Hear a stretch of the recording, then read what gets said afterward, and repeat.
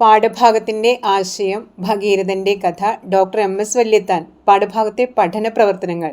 കഥാപാത്ര നിരൂപണം. ശീർഷകത്തിൻ്റെ പ്രാധാന്യം. ആസ്വാദനക്കുറിപ്പ്. 3 മാർക്കിന് വരാവുന്ന ചോദ്യോത്തരങ്ങൾ. ഇവയെല്ലാം ഇന്നത്തെ വീഡിയോയിൽ ഉൾപ്പെടുത്തിയിട്ടുണ്ട്. വിജയിക്കണമെന്ന് തീരുമാനിക്കുന്നതാണ് പരാജയപ്പെടാതിരിക്കാനുള്ള മാർഗം. വിജയിക്കണമെന്ന ലക്ഷ്യമാണ് തോൽക്കാതിരിക്കാനുള്ള ഏറ്റവും നല്ല മാർഗം. ശുഭാപ്തി വിശ്വാസവും ആത്മവിശ്വാസവും ജീവിത വിജയത്തിന് അത്യാവശ്യമാണ്.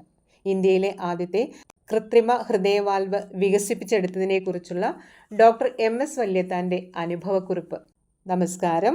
ലേൺ മലയാളം വിത്തിലവുന്ന മലയാളം ക്ലാസ്സിലേക്ക് 8ാം ക്ലാസ്സിലെ എല്ലാ പ്രിയപ്പെട്ട കുട്ടികളെയും സ്നേഹത്തോടെ സ്വാഗതം ചെയ്യുന്നു. നമ്മളിന്ന് പഠിക്കാൻ പോകുന്നത് ഭഗീരഥ പ്രയത്നം എന്ന പാഠഭാഗത്ത് വരുന്ന ആശയം, എഴുത്തുകാരൻ, പോലെ ആസ്വാദനക്കുറിപ്പ്, പാഠഭാഗത്തുള്ള പഠന പ്രവർത്തനങ്ങൾ, കൂടുതൽ ചോദ്യോത്തരങ്ങൾ എന്നിവയെല്ലാം ഈ വീഡിയോയിൽ ഉൾപ്പെടുത്തിയിട്ടുണ്ട്.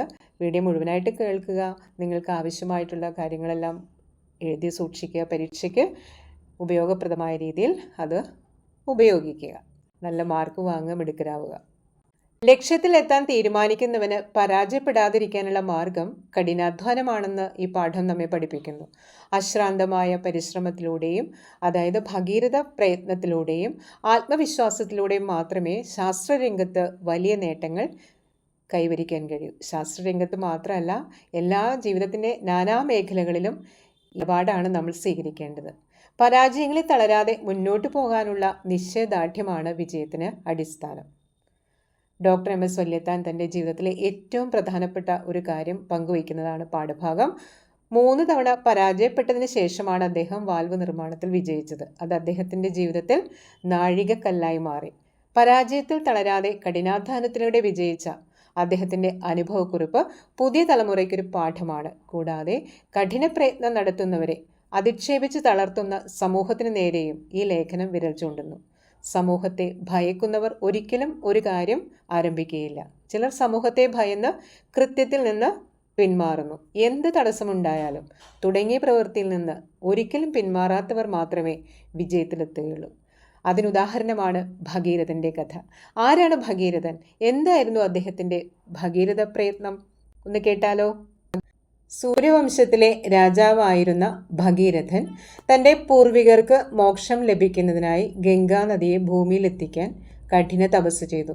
അദ്ദേഹത്തിൻ്റെ അചഞ്ചലമായ പരിശ്രമത്തെ തുടർന്ന് ഗംഗാദേവി പ്രത്യക്ഷപ്പെട്ടെങ്കിലും സ്വർഗത്തിൽ നിന്ന് ഭൂമിയിലേക്കുള്ള ഗംഗയുടെ പ്രവാഹത്തിൻ്റെ വേഗത താങ്ങാൻ ഭൂമിക്ക് കഴിയില്ലായിരുന്നു. ഈ പ്രതിസന്ധി പരിഹരിക്കാൻ ഭഗീരഥൻ ശിവഭഗവാനെ പ്രസാദിപ്പിച്ചു. ശിവൻ തൻ്റെ ജടയ്ക്കുള്ളിൽ ഗംഗയെ തളച്ചിടുകയും പിന്നീട് നിയന്ത്രിതമായി ഭൂമിയിലേക്ക് ഒഴുക്കുകയും ചെയ്തു.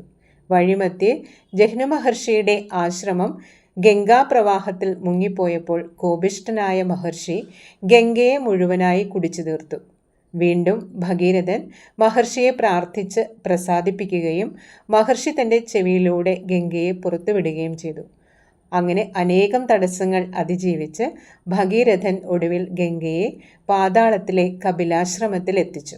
ഗംഗാജലം സ്പർശിച്ചതോടെ ഭഗീരഥൻ്റെ പൂർവികർക്ക് ശാപമോക്ഷം ലഭിക്കുകയും അവർ സ്വർഗാരോഹണം നടത്തുകയും ചെയ്തു.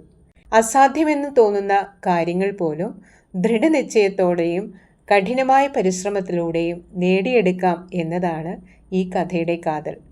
ഇതിനെയാണ് നാം ഭഗീരഥ പ്രയത്നം എന്ന് വിളിക്കുന്നത്.